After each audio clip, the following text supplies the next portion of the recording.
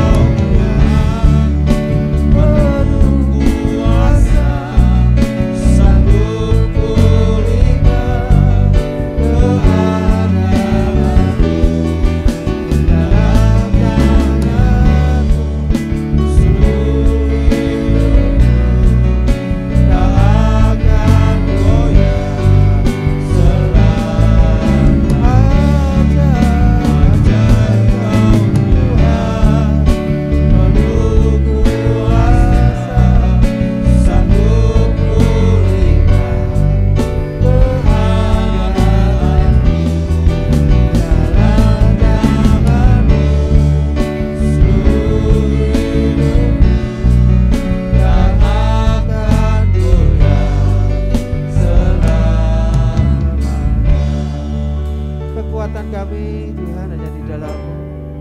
Kau tak pernah meninggalkan kami. Kekuatan hidupku dapat dalam Yesus. Tak tinggalkanku, setia kekuatan kami hidupku dan hidupku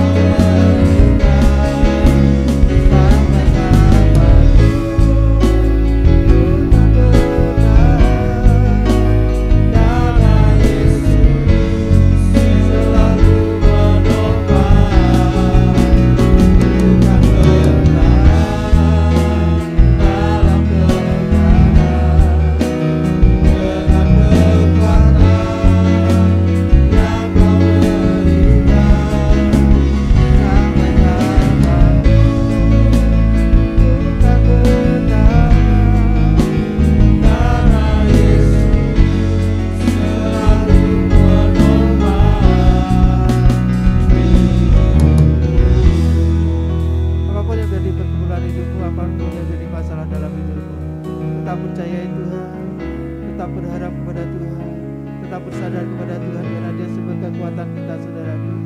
Dia tempat perlindungan kita. Terus berharap hanya kepada Tuhan, satu-satunya penolong dalam hidup kita, satu-satunya yang dapat kita andalkan. Ku kan berdiri di tengah badai dengan kekuatan yang Kau berikan. Sampai kapanpun ku kan bertahan, karena Yesus selalu menopang. Ku kan bertahan.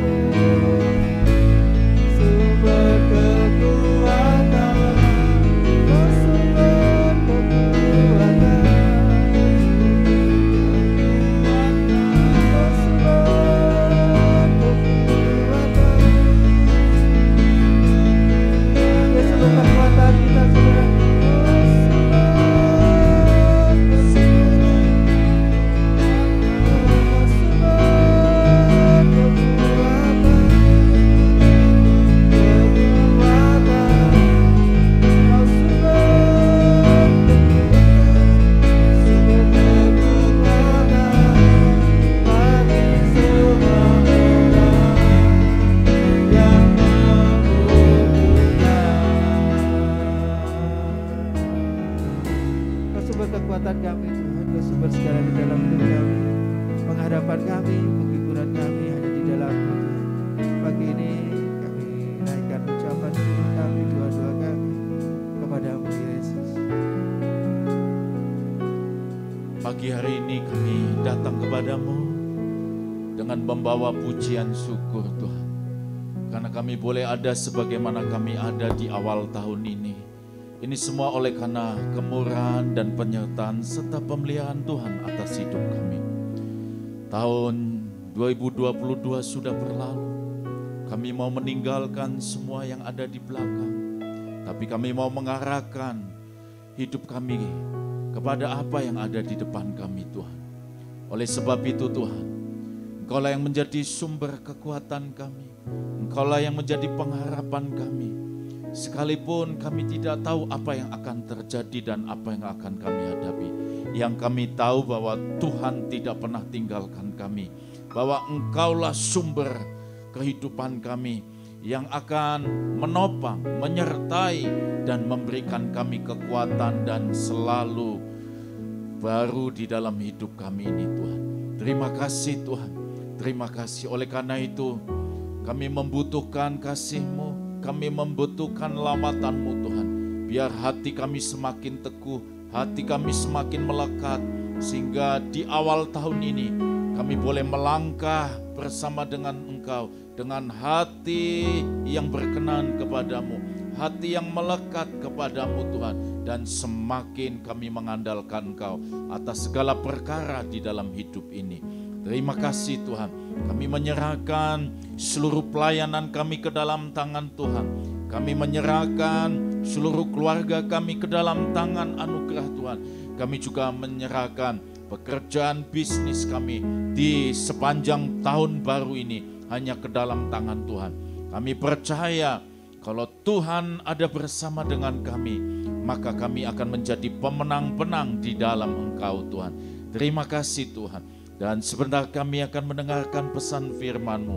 Pakai hamba-Mu dan berkati kami semua. Sehingga pesan firman-Mu menjadi kekuatan bagi jalan hidup kami untuk kami menjalani di tahun yang baru ini. Terima kasih. Di dalam nama-Mu, Tuhan Yesus Kristus kami berdoa. Amin. Shalom jemaat Tuhan. Senang berjumpa dengan Anda kembali di tahun yang baru ini. Dan pada kesempatan yang baik ini, ya, kita akan sama-sama mempelajari kebenaran firman Tuhan. Dan khotbah singkat pagi hari ini saya akan beri judul New Season, musim yang baru. Mari kita lihat Alkitab. Kita baca terlebih dahulu dalam Yesaya pasal 43 ayat ke-18 sampai ke-21. Firman-Nya, janganlah ingat-ingat hal-hal yang dahulu, dan janganlah perhatikan hal-hal yang dari zaman purbakala. Lihat, aku hendak membuat sesuatu yang baru, yang sekarang sudah tumbuh. Belumkah kamu mengetahuinya? Ya, aku hendak membuat jalan di padang gurun dan sungai-sungai di padang belantara.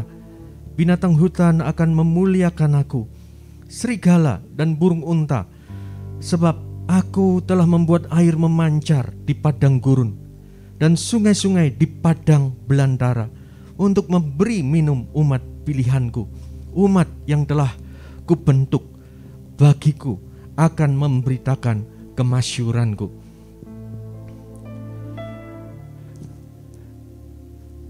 Bapak Ibu Saudara sekalian terkasih dalam Kristus, baru saja kita lewati tahun 2022.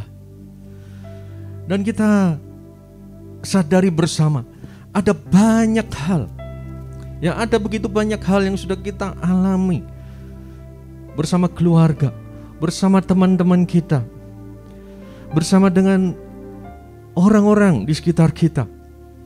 Baik itu hal yang menyenangkan, ya, ketika kita mengalami banyak hal yang menyenangkan, hati kita akan tentu begitu bahagia, begitu senang. Ketika kita mengingat bagaimana ya kita mengalami berkat Tuhan, bagaimana kita mengalami kesembuhan dari penyakit yang menurut dokter belum bisa disembuhkan. Atau ketika kita mendapat hadiah utama, door prize. Ya, kita tidak pernah mengharapkan itu, tapi ketika kita beli di supermarket, ternyata ada kupon undian dan kita masukkan dalam kotak undian ketika kita sudah isikan data kita. Dan ternyata ketika pengundian kita mendapatkan hadiah utama. Ada perasaan senang. Itu pengalaman yang menyenangkan. Ya, pengalaman yang menyenangkan ketika kita bersama rekan-rekan kita, ketika kita bersama dengan saudara dan keluarga, ketika kita mendapatkan pertolongan dari Tuhan, ketika kita mengingat hal-hal yang baik ini, tentu kita akan merasa begitu sukacita, happy, membangkitkan semangat. Tapi sebaliknya, pengalaman yang kita jalani ya di tahun yang lalu, saya yakin tidak semuanya itu pengalaman yang menyenangkan. Ada kalanya Tuhan izinkan, ada hal-hal yang menyedihkan, menyusahkan, hal yang begitu menekan Tuhan izinkan terjadi dalam kehidupan kita. Nah, ketika pengalaman buruk yang terjadi menimpa hidup kita, apakah kita akan jadi terpuruk? Kita jadi ketakutan, khawatir. Nah, kita akan belajar bersama bagaimana kita mestinya bersikap ketika Tuhan izinkan hal-hal yang buruk terjadi dalam hidup kita, baik yang terjadi karena kesalahan diri kita ataupun karena kesalahan orang lain atau yang berkaitan dengan bencana yang Tuhan izinkan terjadi. Mari kita lihat. Ya, tadi kita sudah baca ya di Yesaya pasal 43. Apa yang mesti kita lakukan berkaitan dengan pengalaman-pengalaman buruk yang Tuhan izinkan terjadi? Mari kita lihat kembali Yesaya 43, kita akan baca ayat ke-18. Kalau Anda bisa baca ya tulisan ayat ini, mari kita baca bersama-sama dalam hitungan ketiga. Kita baca ayat 18 saja. 1, 2, 3. Firman-Nya, janganlah ingat-ingat hal-hal yang dahulu. Janganlah perhatikan hal-hal yang dari zaman purbakala.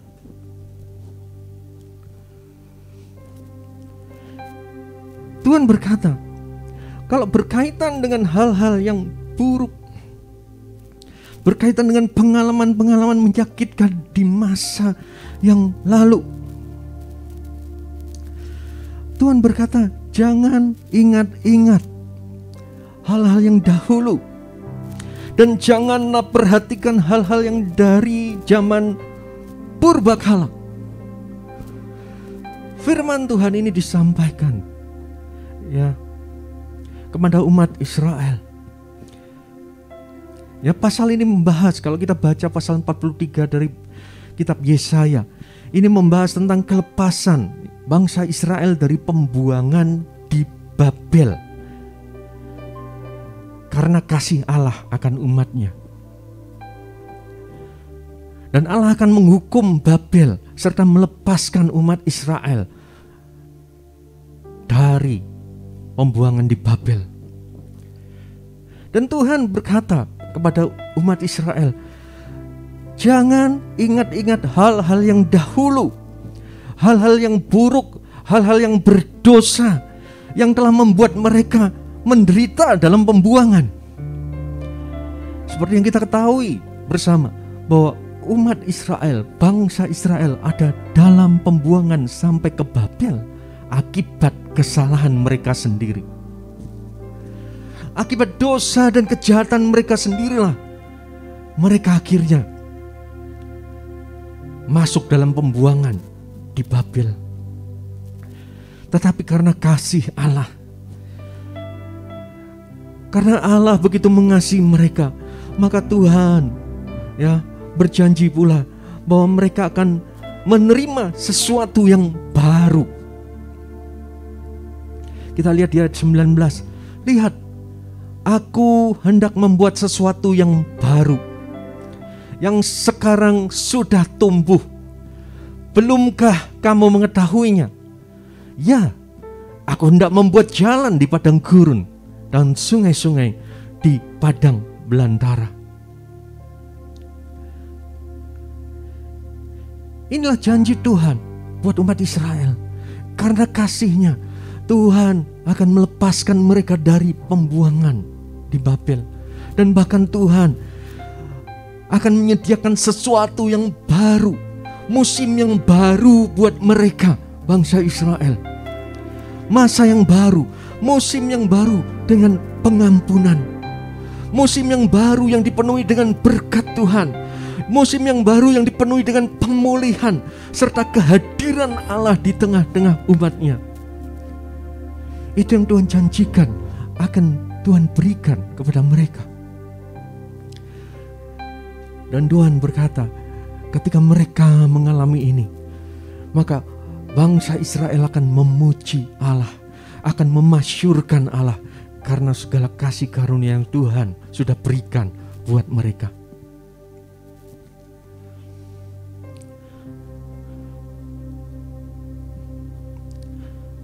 Bapak Ibu saudara sekalian terkasih dalam Kristus, Tuhan berfirman agar kita tidak terus mengingat-ingat hal buruk yang telah terjadi dalam hidup kita. Kenapa? Jangan sampai hal-hal buruk itu menghantui hidup kita dan kemudian membuat kita tidak berani melangkah untuk menjalani kehidupan di tahun yang baru. Kalau ada orang yang begitu dihantui, begitu ditekan dengan pengalaman-pengalaman buruk di masa lampau yang sudah dialaminya, maka orang itu tidak akan berani melangkah. Orang itu tidak akan bisa meraih masa depan indah yang Tuhan sudah rancang buat hidupnya. Bapak Ibu saudara sekalian terkasih dalam Kristus, kalau kita baca kisah di Alkitab, tentu Anda kenal yang namanya Yusuf bin Yakub. Yusuf anak Yakub. Kalau Yusuf dicengkeram dengan masa lalu yang buruk, kalau Yusuf tidak bisa melupakan masa lalunya yang buruk, dan dia hidup dalam kemarahan, di dalam kepahitan hati, di dalam dendam, maka tidak akan bisa ada musim yang baru buat bangsa Israel.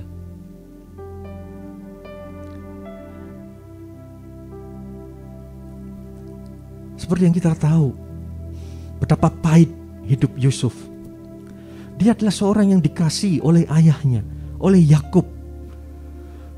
Dan ayahnya begitu mencintai Yusuf karena dia anak dari istri kesayangannya. Dan itu membuat diri Yusuf dibenci oleh saudara-saudaranya. Nah, kalau kita flashback ke kisah itu, bagaimana Yusuf diperlakukan buruk oleh saudara-saudaranya. Dia mau dibunuh, tapi akhirnya nggak jadi dan dijual sebagai budak. Kalau kita lihat, Yusuf yang pernah bermimpi untuk jadi pemimpin yang besar, tapi jalannya justru mengalami penurunan. Dari anak kesayangan, dia terjual sebagai budak. Dan ketika dia jadi budak, dia sudah lakukan yang terbaik. Dia layani tuannya dengan baik. Dia kerjakan segala sesuatu yang dipercayakan tuannya, Potifar, dengan baik. Tetapi apa yang dia terima? Dia difitnah bahwa dia memperkosa istri dari tuannya, Potifar. Grafik kehidupannya makin turun. Kalau kita katakan pahit, itu hidup yang pahit. Dari anak kesayangan, dijual jadi budak. Dia sudah melakukan yang terbaik sebagai budak. Dia melayani, dia bekerja dengan baik, tapi tetap difitnah. Bahkan difitnah mau memperkosa istri tuannya. Dan akibatnya dia harus dilempar masuk dalam penjara. Dan kalau kita lihat apa yang terjadi di penjara, di penjara pun dia lakukan yang terbaik. Yusuf tetap lakukan yang terbaik. Dan Tuhan menyertai Yusuf. Di penjara dia boleh dipercaya oleh kepala penjara untuk ngurusi tahanan-tahanan yang lain. Dia jadi orang kepercayaan di penjara. Bayangkan, inilah Yusuf.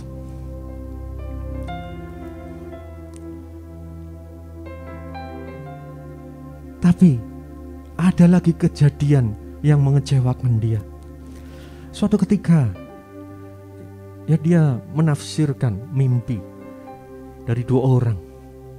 Satu juru minuman raja dan satu juru roti raja.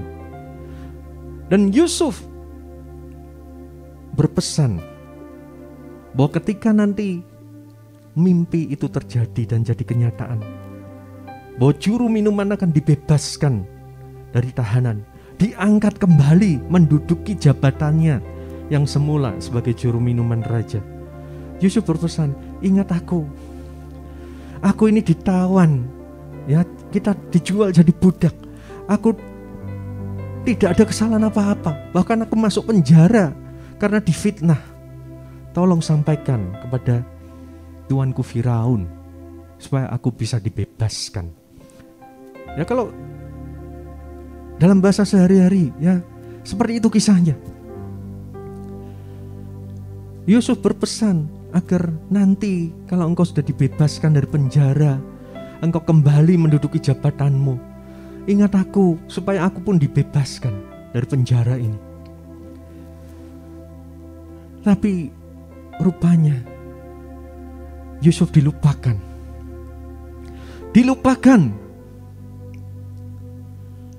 oleh juru minuman raja tersebut. Hingga akhirnya sekitar 2 tahun kemudian, setelah ada suatu kejadian yang begitu membuat Firaun hatinya tidak tenang. Firaun rupanya bermimpi dan tidak ada seorang pun yang bisa menceritakan, menafsirkan mimpi itu. Baru juru minuman raja ingat bahwa di penjara ada Yusuf yang Tuhan berikan hikmat, kemampuan untuk bisa menafsirkan mimpi. Dan kita lihat, ya, Yusuf dipanggil Firaun dan Yusuf bisa menafsirkan mimpi yang dialami oleh Firaun. Bahkan Yusuf bukan hanya menafsirkan mimpi itu, dia memberikan solusi bagaimana untuk mengatasi persoalan yang akan segera melanda di Mesir dan bahkan di dunia. Dan karena kasih karunia Tuhan itu, dari seorang budak yang masuk ke dalam penjara, dia diangkat menjadi seorang penguasa di Mesir, menjadi Perdana Menteri Mesir, hanya selevel lebih rendah dari sang Firaun. Tapi kisahnya belum berhenti di sini, Bapak Ibu Saudara sekalian. Bayangkan kalau Yusuf menyimpan amarah, dendam, kepahitan dalam hidupnya. Kalau masa lalunya yang buruk, yang diberlakukan tidak adil oleh saudara-saudaranya, itu membuat dia pahit hati, membuat dia menyimpan kebencian dan amarah terhadap saudara-saudaranya. Bayangkan apa yang akan terjadi. Dia punya kuasa, dia punya power sekarang. Dan ketika kelaparan melanda, dia lihat saudara-saudaranya datang minta belas kasihan, mau beli gandum. Kalau dia dilingkupi oleh dendam dan amarah, dia bisa habisi itu saudara-saudaranya. Dan bagaimana nasib bangsa Israel? Bisa jadi bangsa Israel akan punah. Tapi kita lihat betapa luar biasanya Yusuf ini. Yusuf tidak dendam pada saudara-saudaranya. Yusuf tidak dendam pada istri Potifar yang sudah memfitnah dia. Yusuf melupakan masa lalunya yang buruk. Dia tidak ingat-ingat hal-hal buruk yang sudah terjadi dalam kehidupannya. Dan bahkan dia berkata, kejadian buruk yang terjadi itu Tuhan sudah reka-rekakan untuk mendatangkan kebaikan. Bukan hanya buat dirinya, tetapi juga buat Israel. Sehingga bangsa Israel akan bisa berkembang menjadi lebih banyak dan tidak punah ketika masa kelaparan melanda seluruh dunia. Bapak Ibu Saudara sekalian terkasih dalam Kristus, jangan biarkan hal-hal yang buruk itu menghalangi Anda untuk meraih masa depan yang gemilang, yang cerah, yang sudah Tuhan rancang buat Anda. Jangan biarkan itu terjadi. Mari kita belajar dari kisah Yusuf, anak Yakub ini. Meskipun pengalaman hidupnya pahit, buruk, diperlakukan tidak adil, difitnah, tapi dia membalas semuanya itu dengan kebaikan, dengan kasih, dengan pengampunan. Mari jemaat Tuhan yang terkasih dalam Kristus, seburuk apapun masa lalumu, jangan itu disimpan dalam hati. Mungkin ada orang yang sudah memperlakukanmu dengan tidak hormat, memfitnah, merendahkan, menjelek-jelekkan hidupmu. Jangan biarkan sakit hati menghancurkan kehidupanmu. Jangan biarkan kebencian membuatmu tidak bisa melakukan hal yang baik dan berbagi kasih. Jangan biarkan amarah dan dendam kesumat membuatmu hancur karena Anda melakukan pembunuhan atau hal yang buruk lainnya terhadap orang-orang yang sudah menyakiti Anda. Mari kita buang semua hal yang buruk, baik itu sakit hati, kebencian, amarah, dendam, iri hati, kekecewaan, kesedihan, atau apapun yang berdosa, termasuk kebiasaan-kebiasaan buruk yang berdosa. Buang itu semua. Jangan biarkan hidupmu dipenuhi dengan kebohongan, dengan ketidakjujuran. Jangan biarkan narkoba menguasai hidupmu. Jangan biarkan perjinanan, percabulan mengikat hidupmu. Mari kita hidup sesuai dengan kehendak Tuhan, hidup di dalam kekudusan dan kemurnian. Kalau kita sudah diperlakukan buruk oleh orang-orang lain, mari kita ampuni orang-orang tersebut. Kalahkan kejahatan dengan kebaikan. Balas kejahatan mereka dengan perbuatan baik. Kalau ada orang yang sudah mengutuki engkau, balas kutuk itu dengan berkat. Doakan yang baik. Kasihi orang itu lewat doa-doamu. Bawa orang itu kepada Tuhan, supaya Tuhan menjamah orang itu, sehingga orang itu pun boleh diselamatkan di dalam Tuhan kita Yesus Kristus. Dan kalau kita sudah rusak oleh dosa, ada kekeliruan kita lakukan, ada dosa kejahatan kita lakukan, apapun itu, mari kita bertobat kepada Tuhan. Kita minta pengampunan kepada Tuhan. Di dalam 1 Yohanes pasal 1 ayat 9, firman Tuhan mengatakan, jika kita mengaku dosa kita, maka Ia adalah setia dan adil, sehingga Ia akan mengampuni segala dosa kita dan menyucikan kita dari segala kejahatan. Mari, sekelam apapun masa lalu Anda, kalau itu akibat dosa dan kesalahan Anda, mari kita bertobat kepada Tuhan. Mari kita minta pengampunan dari Tuhan. Kalau kita mengaku dosa dengan tulus murni di hadapan Tuhan, Tuhan kita adalah Allah yang setia dan adil. Dia akan mengampuni segala dosa kita dan menyucikan kita dari segala kejahatan. Ketika kita belajar untuk taat pada kehendak Tuhan, Dan ketika kita belajar melakukan firman Tuhan, maka janji-janji Tuhan akan tergenapi dalam kehidupan kita. Tuhan akan memberikan sesuatu yang baru buat hidup kita.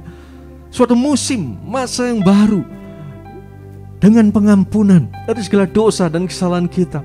Suatu musim, masa yang baru yang dipenuhi dengan berkat-berkat dari Tuhan, baik berkat rohani maupun jasmani. Bahkan segala hal lain dalam hidup yang diperlukan, Tuhan berjanji untuk memberikan kepada kita ketika kita hidup sesuai dengan kehendak Tuhan. Tuhan akan memulihkan keadaan kita. Kalau mungkin di tahun yang lalu Anda terpuruk, mungkin pandemi membuat Anda terpuruk, tapi ingat, kita punya Tuhan yang dahsyat. Kita punya Allah yang menyertai kita, yang adalah Allah pencipta langit dan bumi. Dia bisa menciptakan dari yang tidak ada menjadi ada. Tidaklah sulit buat Tuhan menolong Anda, memulihkan Anda dari segala keterpurukan Anda. Baik mungkin kesehatan Anda yang sedang terpuruk, Anda mengalami kesakitan, sakit penyakit yang mungkin sulit disembuhkan. Ingat, Allah kita Allah yang penyembuh. Dia sanggup memulihkan kesehatanmu. Mungkin keuangan Anda sedang morat-marit. Kalau engkau melakukan yang benar di mata Tuhan, percayalah Tuhan akan pulihkan kondisi keuanganmu, bahkan dalam kondisi yang lebih baik dan diberkati oleh Tuhan. Demikian pula dengan usahamu, rumah tanggamu, studimu yang mungkin sempat mengalami keterpurukan karena kesalahan kita. Kalau kita bertobat, Tuhan mengampuni, Tuhan pasti memulihkan. Dan musim yang baru, masa yang baru Tuhan janjikan adalah juga masa yang dipenuhi dengan kehadiran Tuhan sendiri. Tuhan akan menyertai hidup kita. Dalam kondisi apapun, Tuhan tidak akan pernah meninggalkan kita. Mari kita percayakan hidup kita kepada Tuhan. Mari kita percayakan masa depan kita sepenuhnya pada Tuhan. Di tahun yang baru ini, mari kita percaya penuh bahwa Tuhan merancang yang indah buat kita. Di dalam kitab Yeremia pasal 29 ayat 11, firman Tuhan mengatakan seperti ini. Sebab aku ini mengetahui rancangan-rancangan apa yang ada padaku mengenai kamu. Demikianlah firman Tuhan, yaitu rancangan damai sejahtera dan bukan rancangan kecelakaan, untuk memberikan kepadamu hari depan yang penuh harapan. Mari kita percayai janji Tuhan ini. Tuhan kita Allah yang maha baik. Dia Bapa yang baik. Dia merancang yang baik untuk masa depan kita. Jangan terpaku pada masa lalu yang buruk. Jangan. Tapi mulai saat ini, arahkan pandangan kita ke depan. Lihat tangan Tuhan yang menyertai kita akan membuka jalan. Sekalipun orang-orang dunia mengatakan tahun ini akan penuh dengan krisis, lebih berat, lebih gelap. Tetapi kita punya Tuhan yang adalah sumber terang. Dia berjanji untuk menerangi setiap jalan kita. Dia berjanji untuk menolong kita. Dia berjanji menyertai kita. Dan Dia akan lakukan itu ketika kita percaya kepadanya. Kita sungguh-sungguh berserah diri kepadanya, melakukan kehendak-Nya. Tuhan akan buat perjalanan hidup kita berhasil dan beruntung. Mari tinggalkan masa lalu kita yang buruk, yang kelam. Dan mari kita awali tahun yang baru ini dengan penuh iman dan pengharapan pada Tuhan kita Yesus Kristus. Kita jalani musim yang baru, yang indah, yang dirancang Tuhan ini dengan iman kepada Tuhan Yesus Kristus. Dia pasti menolong kita semua. Oh haleluya. Mari kita datang kepada Tuhan.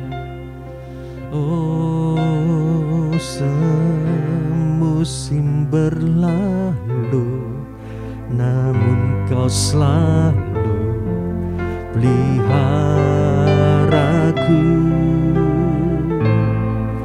Kasih dan setiamu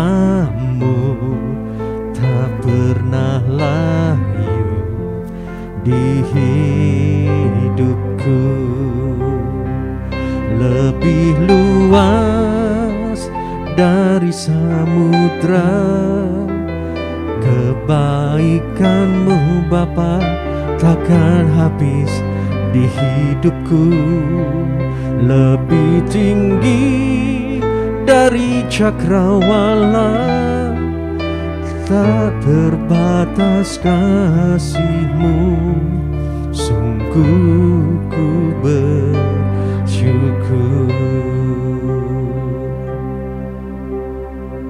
Terima kasih Tuhan, terima kasih.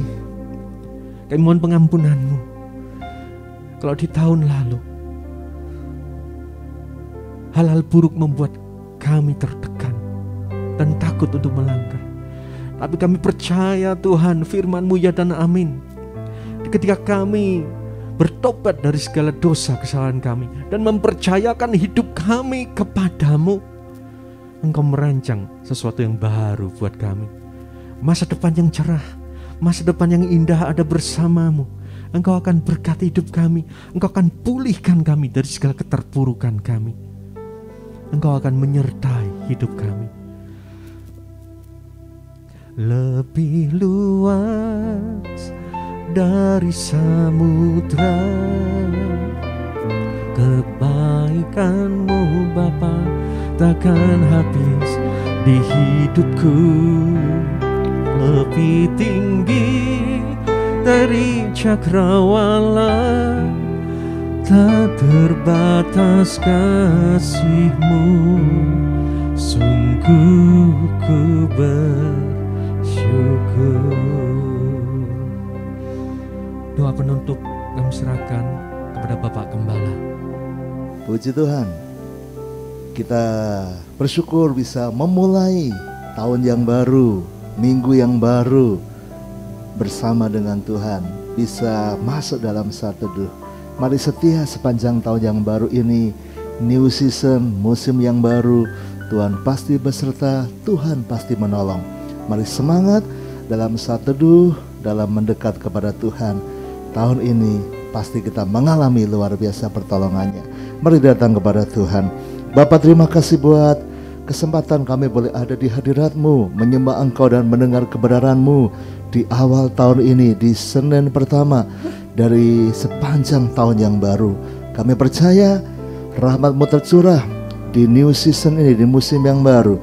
Dan sepanjang tahun ini kami akan makin dekat dan makin cinta Tuhan.